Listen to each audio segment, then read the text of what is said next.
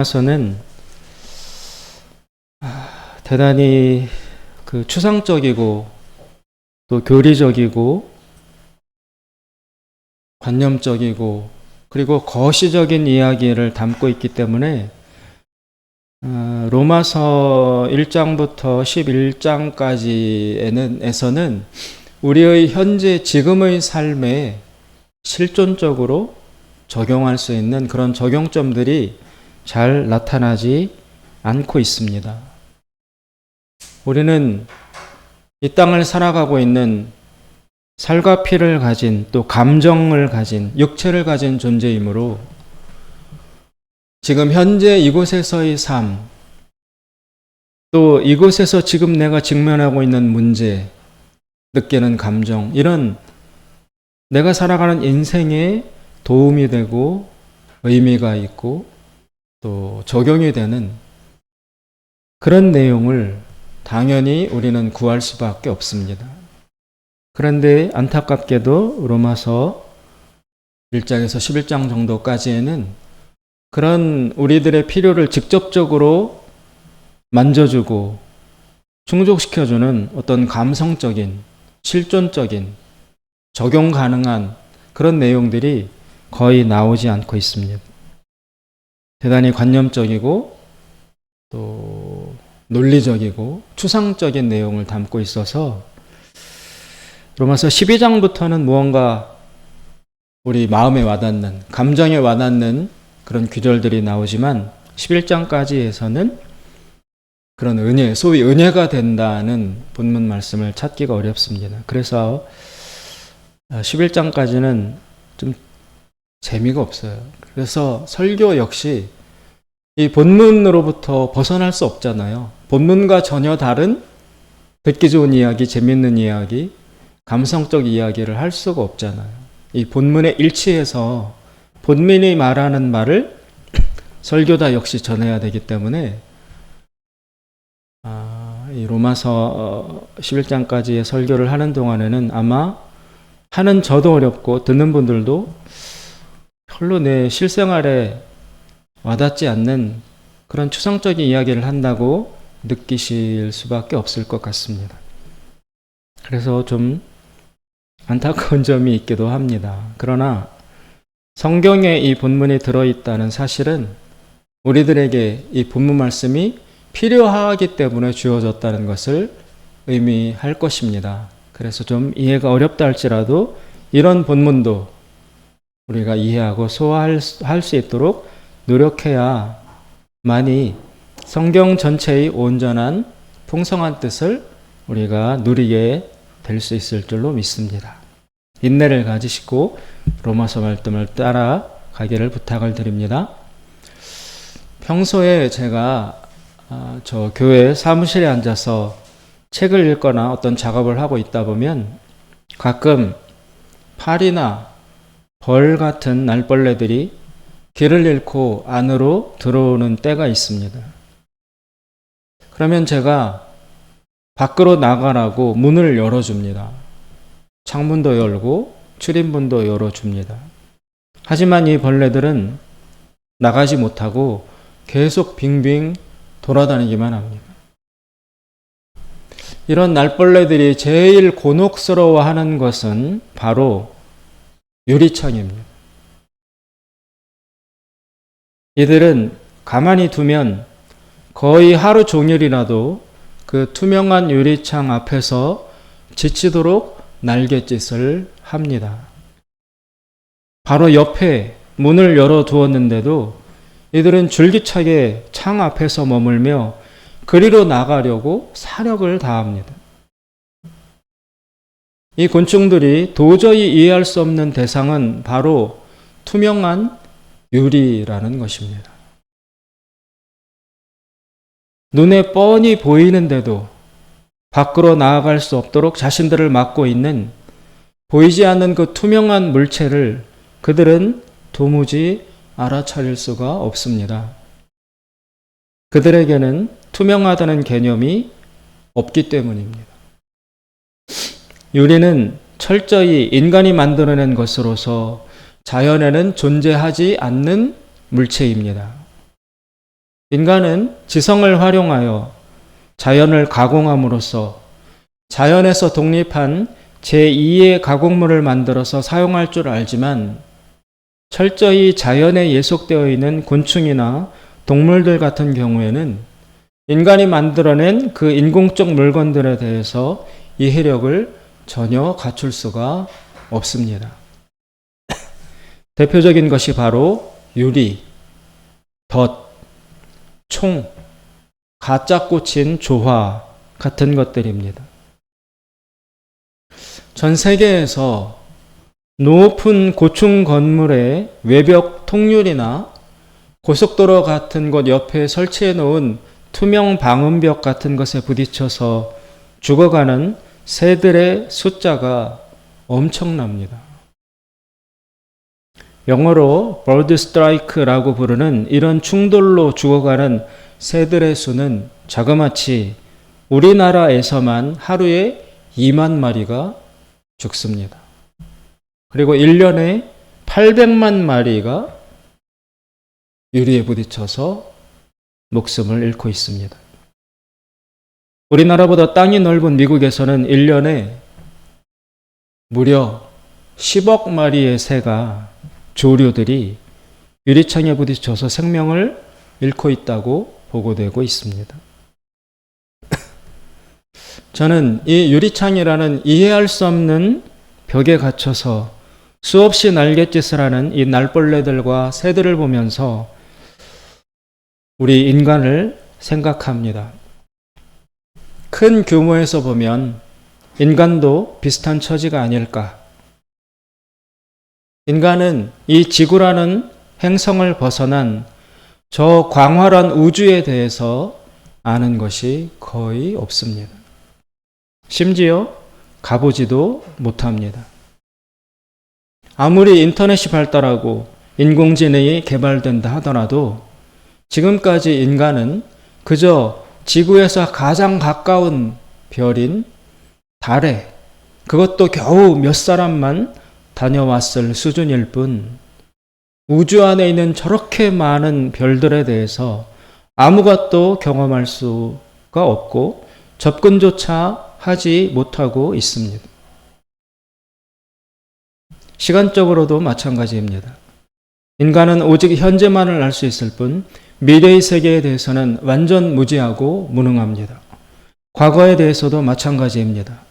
이 세상이, 이 지구가 어떻게 시작되었는지, 생명은 처음 어떻게 나타나게 되었는지, 그 과거의 처음 시작 장면을 목격하거나 거기에 동참한 사람은 한 명도 없습니다. 오직 인간은 현재의 이 짧은 잠깐의 순간만을 관여할 수 있습니다.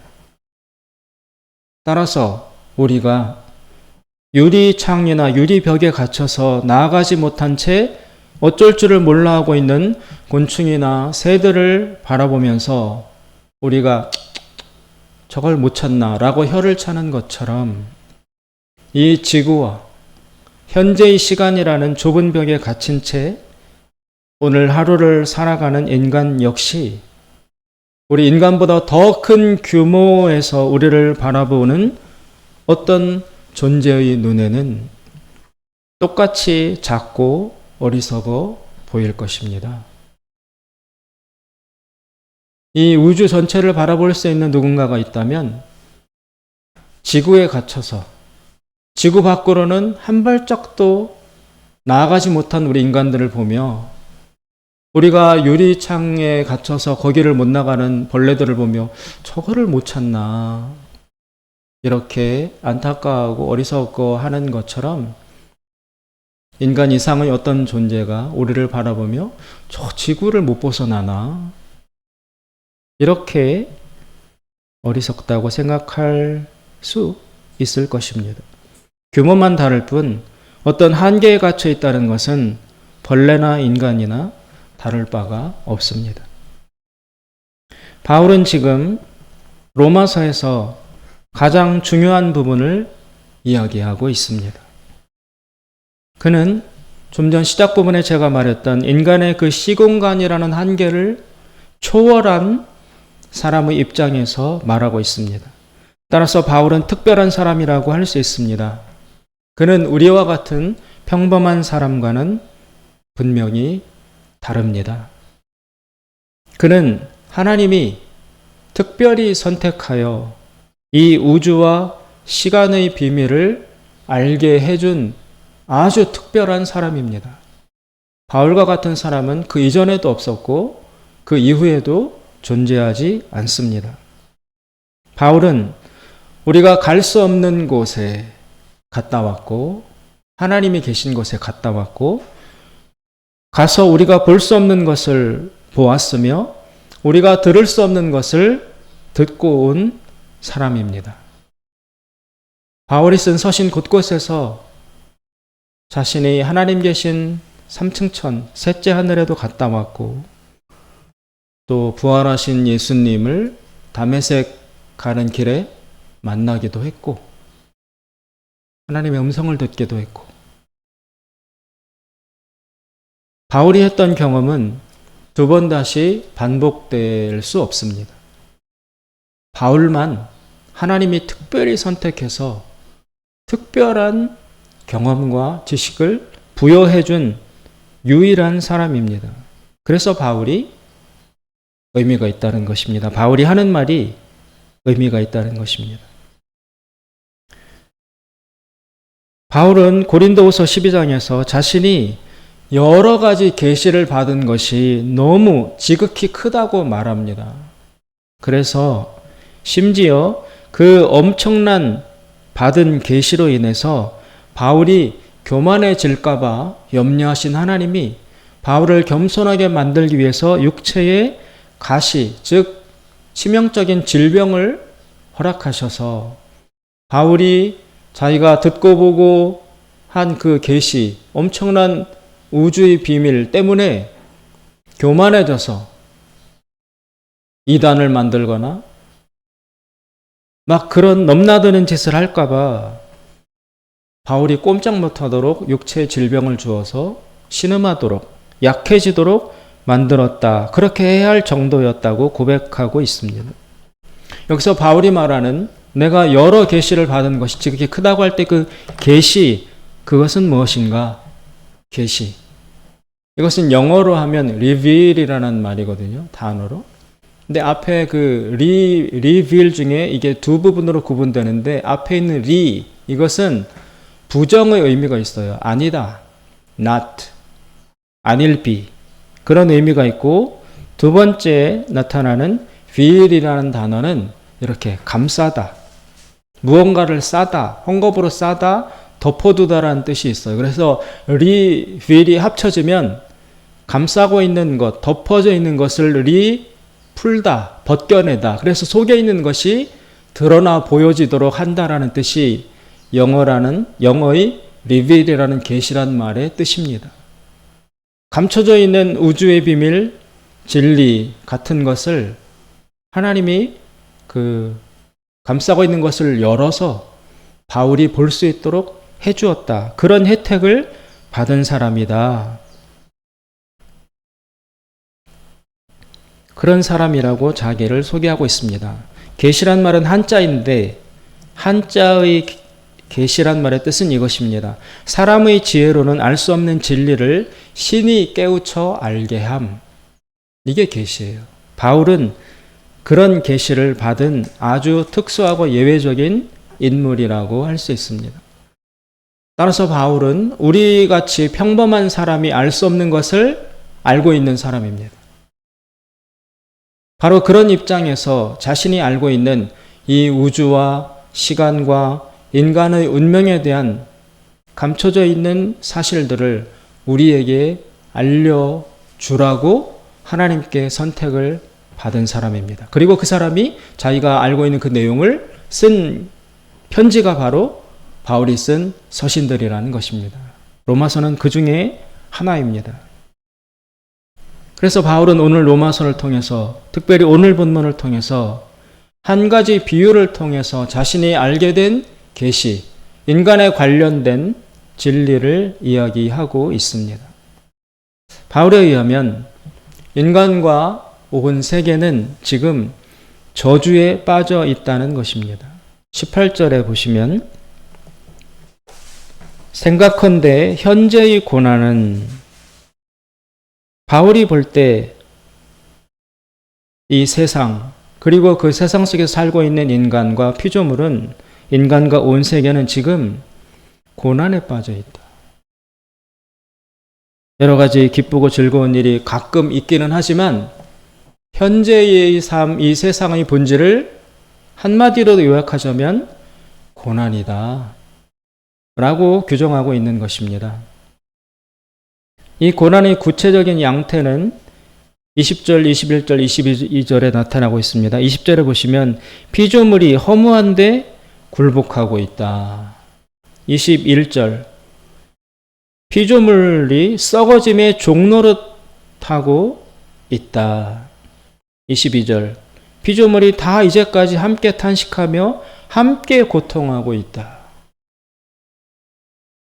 전 세계가 다 허무에 굴복하고 썩어짐의 종노릇하고 있고 탄식하며 고통당하고 있다라는 것입니다. 이 말들을 요약하면 지금 우리가 살고 있는 이 세상, 즉 이 자연은 정상에서 벗어나 있는 상태라는 것입니다. 정상이라면 허무와 썩어짐 이런 고통이 없어야 합니다. 그런데 지금 이 세상에는 고통으로 가득 차 있습니다. 그래서 정상에서 벗어나 있는 상태다라는 것입니다. 그 중에서도 가장 중요한 비정상성의 요소는 바로 즉 허무와 썩어짐이라는 것은 죽음을 뜻합니다. 다시 말해 생명의 소멸을 뜻합니다. 이 세상에 존재하는 모든 생명체는 인간이건 짐승이건 곤충이건 미생물이건 식물이건 어떤 것을 막론하고 생명체는 언젠가는 반드시 죽어야 합니다. 죽음을 경험해야 합니다. 우리는 날 때부터 죽음이 있는 곳에 태어났기 때문에 인간이 생명체가 죽는 것이 원래 그런 줄 알지만 당연한 건 줄 알지만 그러나 바울의 말에 의하면 그 죽음은 정상이 아니라는 거예요. 원래 정상 상태는 죽음이 없었다라는 것입니다. 이 죽음은 저주를 받아서 인간에게 그리고 이 모든 생명체들에게 주어진 것이다. 부여된 것이다. 왜냐하면 20절에 나오죠. 피조물이 허무한데 굴복하는 것은 자기 뜻이 아니요 오직 굴복해 하시는 이로 말미암음이라. 외부에서 주어진 것입니다. 원래는 없었습니다. 여기에 나오는 허무와 썩어짐이라는 말은 둘 다 생명의 죽음과 그로 인해서 그 전후 단계에서 빚어지는 고통과 슬픔을 의미합니다. 인간을 포함하여 자연 속에 있는 모든 피조물들은 다 죽음을 맞이해야 합니다. 그리고 그 죽음에 이르기 위한 과정으로서 질병과 쇠약과 노쇠와 허무와 허탈함을 겪어야 합니다. 또 그 죽음이 남기고 간 후유증으로서 남아있는 자들은 엄청난 슬픔을 마주해야 합니다. 바울은 비록 자연은 현재 말은 할 수 없지만 그들도 지독한 슬픔과 고통을 느끼며 이 죽음의 과정 앞에서 괴로워하고 있다고 밝힙니다. 22절에 나오죠. 피조물이 다 이제까지 함께 탄식하며 함께 고통하는 것을 우리가 아나니. 동물들도 식물들도 다 괴로워하고 있다는 것입니다. 원래 처음의 세상에는 죽음이 없었습니다. 죽음은 정상적인 요소가 아닙니다.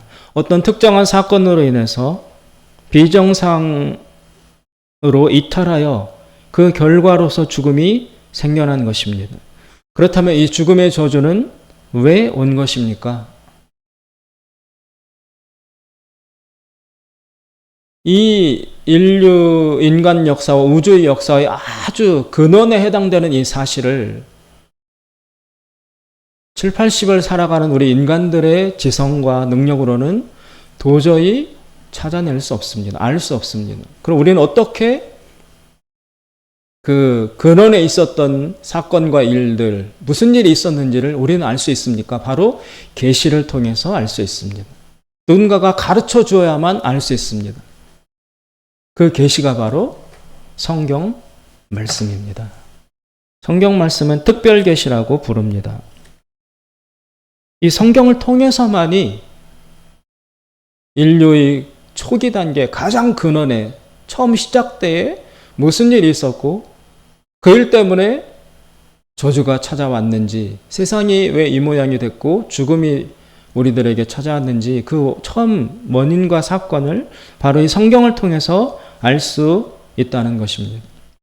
우리가 하나님을 믿는다, 그리스도인이라는 말은 바로 성경을 믿는 사람들이라는 것이에요.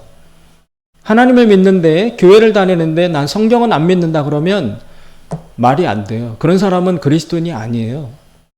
하나님을 믿는다라는 말에 자동적으로 전제되어 있는 것은 성경을 진리의 말씀으로 믿는다는 것. 그것이 기본적으로 전제되어 있는 것입니다.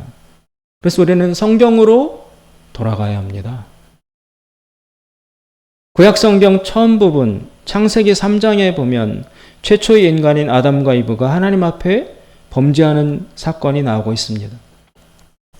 그들은 자신들과 이 모든 자연을 만들어내셨던 창조주 하나님을 부정하고 거역했습니다. 이것은 단순한 사건이 아니라 인간이 저지를 수 있는 최악의 범죄였습니다. 그리고 그 아담과 이브의 범죄에 모든 인간이 다 연루되어 있어요. 우리도 그 사건과 관련이 있다는 것입니다. 아담이 저지른 하나님을 부정하는 사건은 바로 물고기가, 물에서 살아야 되는 물고기가 물을 부정한 사건이고, 송충이가 소나무를 거부한 사건이며, 새가 하늘을 싫다고 거절해버린 사건입니다. 물고기는 물을 떠나서는 살 수 없습니다. 새는 하늘이 닫히면 존재할 수가 없습니다. 그런데 그런 짓을 아담과 이브라는 인간의 대표가 해버렸다는 것입니다. 즉 자신의 본질과 존재의 근본을 부정해버리는 자기 파멸의 행동을 인류의 대표자가 저질러 버렸습니다. 그래서 죽음이라는 저주가 이 세상에 찾아온 것입니다. 세계 각 곳에는 언제 시작되었는지는 모르지만 아주 오래전부터 전해져 내려오는 신화나 전설, 설화 같은 것들이 분포되어 있습니다. 이런 것들은 오래된 동화나 옛날부터 전해져 내려오는 옛날 이야기 같은 것 속에 스며들어서 반영되어 있습니다. 예를 들면 우리가 잘 아는 백설공주 이야기, 신데렐라, 라푼젤, 겨울왕국, 이런 아주 오래전부터 구전으로 전해져 내려오는 옛날 이야기나 동화 같은 것들이 있거든요. 이런 이야기들에는 공통점이 있습니다. 언젠가 오래전에 누군가가 악한 마녀의 속임수에 넘어가서 마을과 사람들이 저주에 빠지게 되어서 고통을 당하고 있다는 점입니다. 특별히 그 나라의 가장 중요한 인물인 공주가 마법에 걸려서 높은 종탑에 갇히거나 비천한 하녀가 되거나 아니면 깨어날 수 없는 깊은 잠에 빠지게 되어 있습니다. 이런 고대로부터 내려오는 이야기들 속에는 바로 창세기에 나타나 있는 아담과 이브의 타락의 사건의 모티브가 거기에 원형적으로 다 반영되어 있는 것입니다. 인류 최초의 그런 사건이 있어서 그 이야기를 아담과 이브가 자기 자녀들에게 이야기했고, 그 자녀들은 또 그 다음 자녀들의 이야기를 해서 흘러내려오고 있었어요. 그런데 그런 최초의 사건들이 각 곳에 흩어져 살고 있는 각 나라 민족 속에 침투되고 전승되면서 그게 하나님과 인간 사이에 있었던 그런 이야기라는 것은 다 잊혀지고 그때 있었던 사건만 흘러내려오다가 동화나 신화나 이런 것들로 변형되어서 사람들 속에 전해져 내려오고 있는 것입니다. 최초의 인간이었던 선량한 아담과 이브가 뱀의 모습으로 접근한 사악한 존재인 마귀에게 속아서 죄를 짓고 하나님의 아들로서의 특권을 다 잃어버리고 저주를 받고 쫓겨나게 되었다는 것입니다. 그게 변형되어서 백설공주가 마녀가 준 사과를 먹고 잠에 빠져들었다. 또 라푼첼 어떻게 해가지고 높은 종탑에 공주가 갇히게 되었다. 신데렐라 저주를 받아서 비천한 하녀가 되어 있다. 이런 식으로 변형되어서 내려오고 있는 것입니다. 우리나라에 흥부와 놀부 이야기가 있어요. 대부분의 동화 속에서 형이 나쁘고 동생은 착한 사람으로 되어 있습니다. 형과 동생 중에 동생은 늘 착하고 형이 나쁜 사람이에요. 그건 왜 그럴까요? 창세기에 가인과 아벨이 있었잖아요. 인류 최초의 형제였던 가인과 아벨. 가인은 형이고 아벨은 동생이었어요. 형이 동생을 죽였어요. 형은 악하고 나쁘고 욕심쟁이고 폭력적이고 동생은 약하고 착하고 희생적이다. 그 원형의 사건이 각 세계 곳곳에 전달되고 유포되면서 형과 동생이라는 대립관계, 그리고 형이 동생을 괴롭힌다라는 이런 원형적 그 구조가 전해져 내려오고 있는 것이에요. 마찬가지로 아담이 하나님의 아들로서의 특권을 잃어버리고 저주를 받고 쫓겨나게 되었습니다. 그 후 이 세상과 인간은 모두 저주의 마법 아래에서 신음하는 삶을 살게 된 것입니다. 그게 바로 22절에 나와 있습니다. 22절. 피조물이 다 이제까지 함께 탄식하며 함께 고통하는 것을 우리가 아나니. 처음엔 빛으로 창조되었는데 마귀에게 속아서 이 세상에 어둠이 찾아온 것입니다. 처음에는 밝고 행복한 에덴 동산으로 창조되었는데 마귀에게 속아서 저주가 찾아오므로 겨울이 있고 추위가 있고 질병과 고통과 죽음이 있는 세상으로 변화되었다는 것이 동화 속의 이야기가 아니라 하나님의 진리의 말씀인 이 계시가 성경이 우리에게 밝혀주고 있는 인간과 우주의 근본 사실이라는 것입니다. 그렇다면 저주에 빠진 이 세계는 앞으로 어떻게 될 것인가? 모든 피조물들은 이 저주에서 벗어나기를 간절히 기다리고 있습니다. 그런데 모든 아까 말씀드린 세계의 동화 속에서 저주에 빠진 공주는 어떻게 살아납니까? 어떻게 회복되고 구원받습니까? 반드시 왕자가 나타나야만 구원받을 수 있다고 이야기되고 있습니다. 왕자가 와서 잠들어 있는 공주의 입에 키스를 하거나 성을 지키고 있는 용이나 요괴를 싸워서 그 목을 베어 무찔러 버리거나 아니면 공주가 갇혀 있는 높은 종탑에까지 올라와서 공주를 꺼내 주어야 합니다. 이 이야기 역시 성경의 구원 사역의 핵심을 고스란히 반영하고 있습니다. 바울은 오늘 본문에서 정확히 그 점을 표현하고 있습니다. 19절에 보시면 19절 피조물에 고대하는 바는 하나님의 아들들이 나타나는 것이니. 여기 하나님의 아들들이 바로 동화 속에 나타나는 그 왕자를 뜻합니다. 이 세상에 왕자가 오면 저주받은 공주는 이 세상은 구원받는다. 잠에서 깨어난다. 저주에서 풀려난다. 그 출발이 바로 성경 안에 들어 있는 것입니다.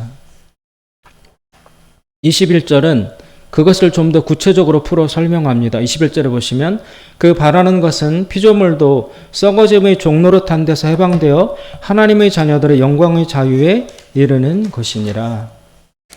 여기서 하나님의 아들들이란 바로 예수 그리스도를 믿어 하나님의 자녀가 된 사람들로서 이들이 나타난다는 것은 이 하나님의 자녀들이 장차 예수님의 재림으로 말미암아 육체로 부활하는 것을 의미합니다.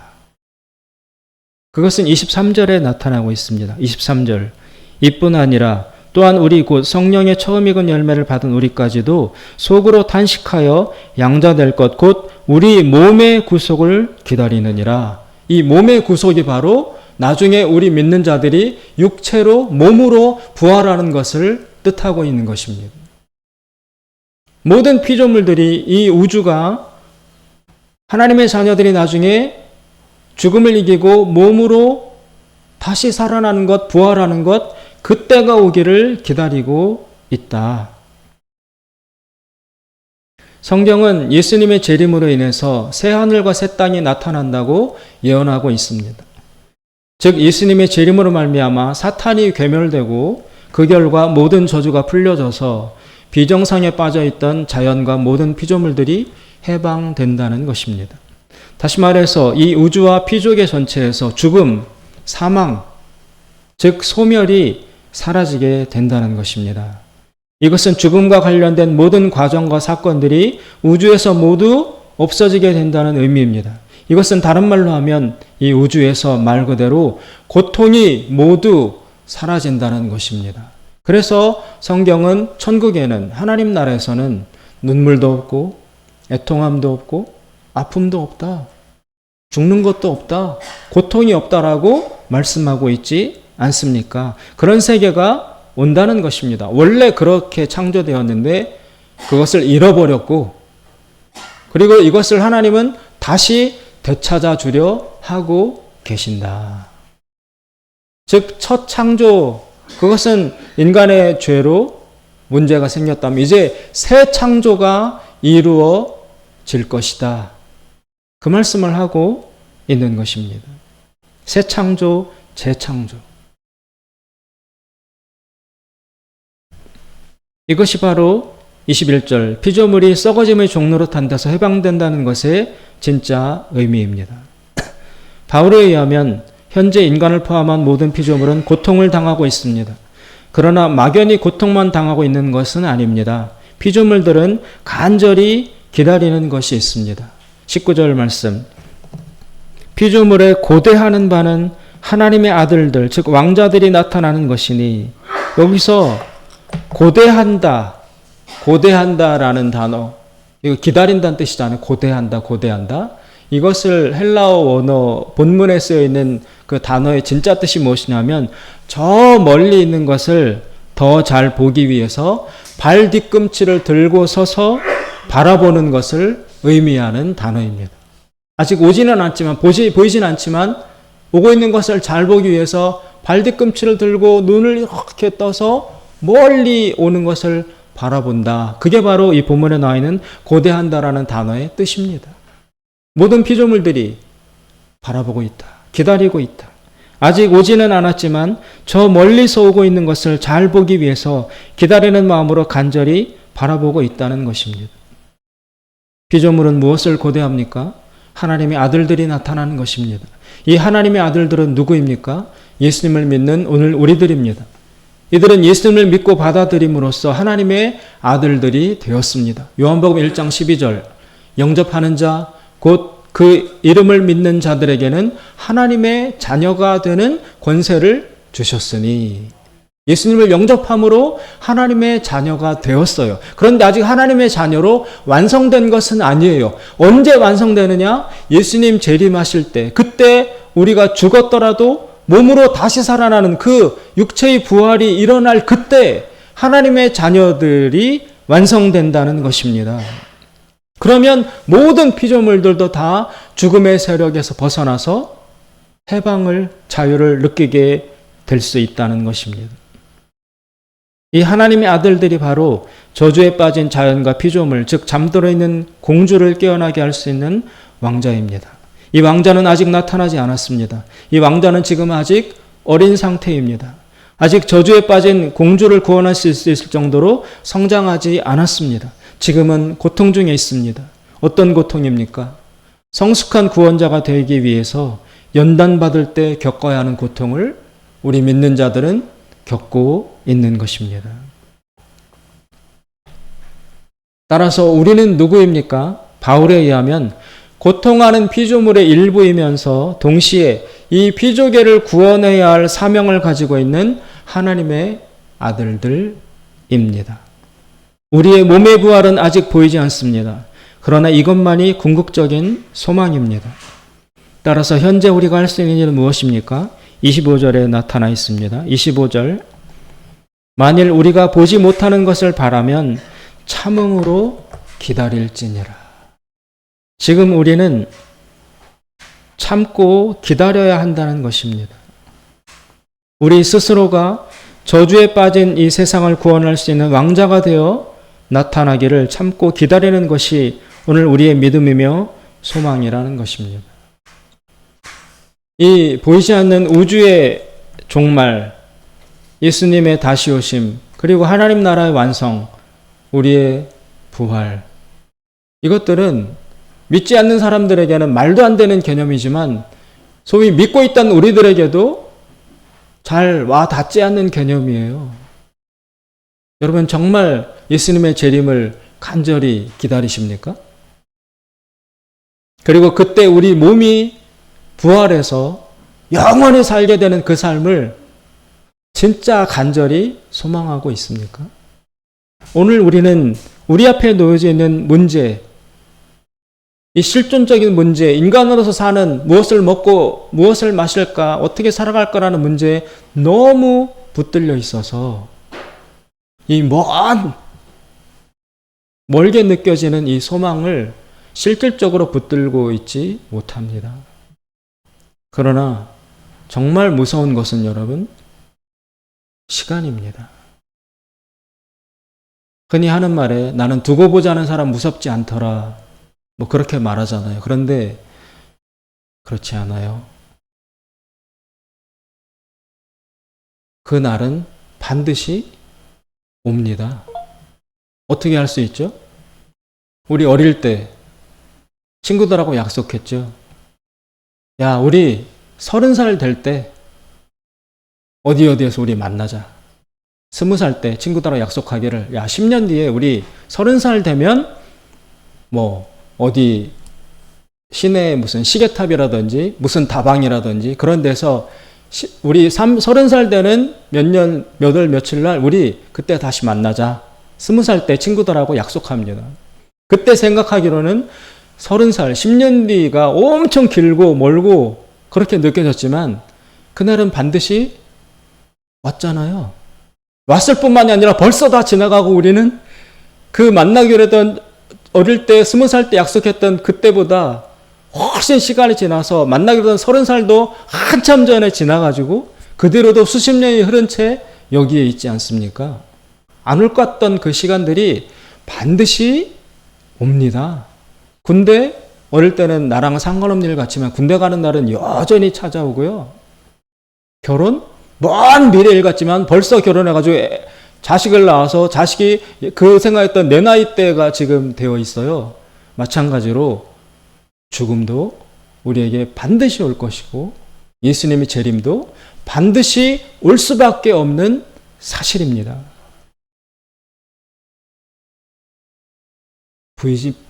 부인할 수 없고 외면할 수 없습니다. 따라서 오늘 바울이 말하는 바가 너무 멀고 추상적인 일이고 나와 관계없는 일처럼 여겨질지 모르지만 이 사실이 있기 때문에 우리는 사실 오늘도 살아갈 수 있는 것이고 그리스도인들이 왜 소망을 가질 수 있느냐? 바로 오늘의 이 바울의 말, 이 예언 때문에 살아갈 수 있는 거예요. 소망을 가질 수 있는 겁니다. 우리와 관련 없는 이야기가 절대로 아닙니다. 그래서 이 종말에 이루어질 일에 대해서 가톨릭 신학자였던 테이아르 샤르댕이라는 사람이 이렇게 말을 했습니다. 제가 읽어드리고 말씀을 마치도록 하겠습니다. 그 사람은 우리의 종말에 대해서 이렇게 말했습니다. 피조 세계의 역사에서 똑같은 일들이 단조롭게 되풀이된다고 생각할 때가 있다.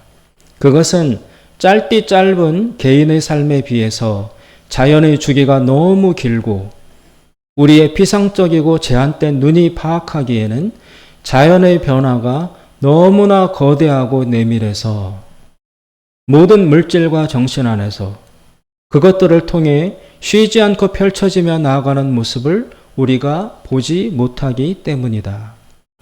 계시를 믿자. 그것은 우리의 가장 인간적인 예감을 충실히 지원한다. 삼라만상의 평범한 외관 아래 구원받아 깨끗해진 우리의 온갖 수고 속에서 새 땅이 서서히 태어나고 있다. 복음서에 따르면 인류와 하나님 사이의 긴장이 점점 고조되다가 언젠가는 미리 정해진 어떤 한계에 이르게 될 것이다. 세상에서 소리 없이 확장되어 가던 그리스도의 임재가 온 세계를 가르는 번개처럼 갑자기 드러날 것이다.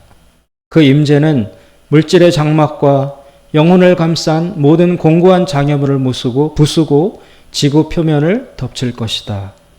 번개처럼, 큰 불처럼, 홍수처럼 예수님이 방출하는 인력은 우주의 온갖 소용돌이치는 원소들을 붙잡아 그것들을 재결합하거나 그분의 몸에 복종하게 하실 것이다.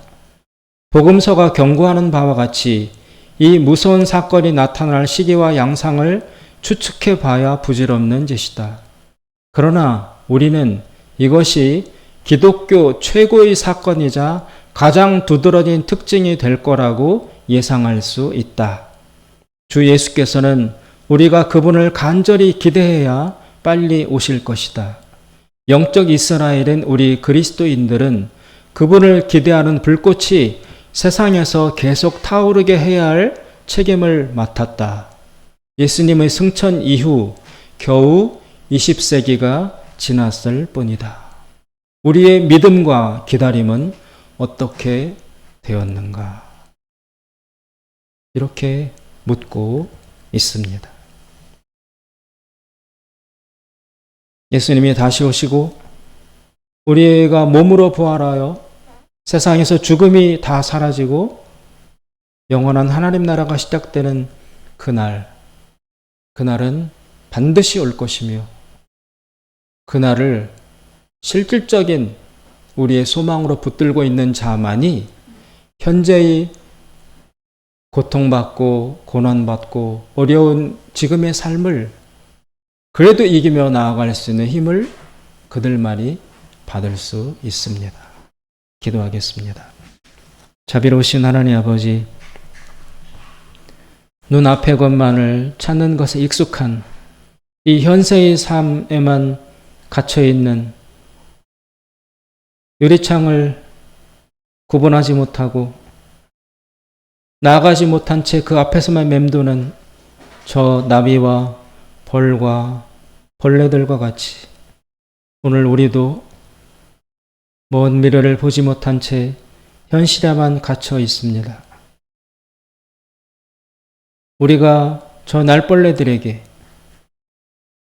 이리로는 나갈 수 없다고, 다 보이지만 여기에는 너희들이 나갈 수 없는 막이 쳐 있다고 가르쳐 주어도 그들이 이해할 수 없는 것처럼 오늘 살아가는 모든 인간들도 이 먼 미래에 대해서 도무지 개념을 갖기가 어렵습니다. 그러나 우리가 의지해야 될 유일한 진리가 나타나 있는 하나님의 말씀에서는 반드시 이 종말의 날이 올 것이라고, 그 날로 말미암아 세계는 변화될 것이라고, 새 창조가 이루어질 것이라고 말씀해 주고 있습니다. 하나님 아버지, 저 날벌레와 같이 새와 같이 좁은 소견을 가진 우리들이 하나님의 말씀을 받아들이고 믿고 붙들 수 있도록 도와주시옵소서. 예수님의 이름으로 기도드리옵나이다. 아멘.